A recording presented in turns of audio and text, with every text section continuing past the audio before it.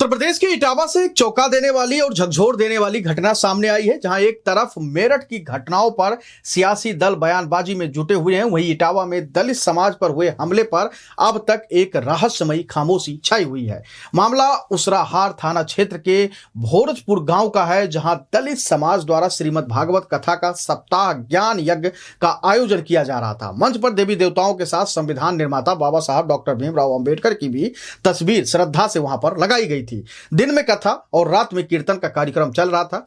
जबकि 11 जनवरी को भंडारे का आयोजन तय था। आयोजक अखिलेश के मुताबिक कथा के दौरान शराब की नशे में धुत कुछ युवक मौके पर पहुंचे।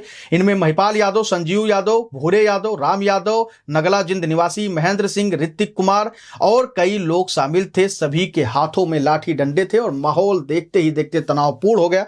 आरोप है कि इन लोगों ने जबरन भागवत कथा बंद कराने की धमकी दी, साउंड सिस्टम और मशीनों में तोड़फोड़ की और व्यास गद्दी पर बैठने की कोशिश की। जबकि ग्रामीणों ने विरोध किया तो दबंगों ने तमंचा लहराया, जमकर मारपीट की और जाति सूचक शब्दों का इस्तेमाल किया। इस हमले में बाबा साहब डॉक्टर भीमराव अंबेडकर की तस्वीर को मंच से फेंक दिया गया, जिसमें दलित समाज में जबरदस्त आक्रोश फैल गया है। मारपीट में राहुल, ब्रिजपाल, अखिलेश और गौरव गंभीर रूप से घायल हो गए।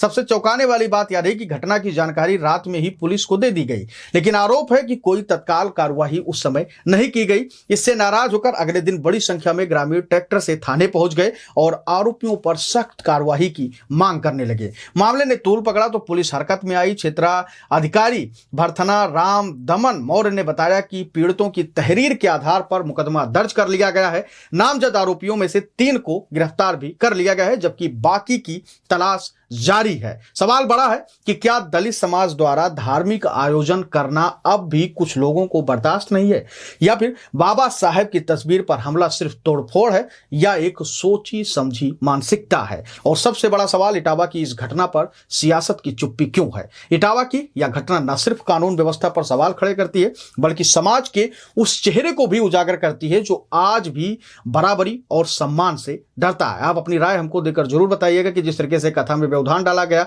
लोगों को मारा पीटा गया, उसको लेकर आप क्या कुछ सोचते हैं।